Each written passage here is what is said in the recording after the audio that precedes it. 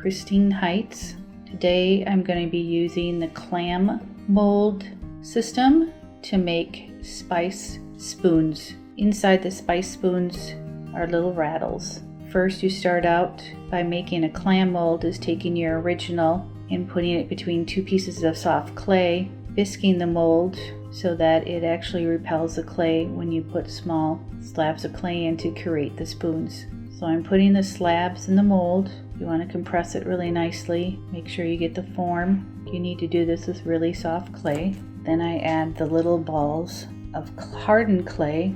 They need to be hardened so they don't stick to the wall of the spoon. Then I compress the two pieces together and the mold pops out the spoon, and then I begin to cut away the waste clay and start shaping the spoon. Once I've cut away enough clay, I use actually a piece of window screen to start shaving and shaping the spoon. Using a window screen as a sure form allows me to get intricate shapes and details on the spoon handles. Once I've gotten the general shape of the body of the spoon finished, I move on to the next step where I carve out the bowl of the spoon. Once I'm finished carving out the spoon, I go back in with a sponge and clean up the spoon and the interior of the spoon well. Next, I start adding the slip dots. I do them each individually. Once I've finished up doing my design with the slip dots, I move on to using terra sigillata, which is the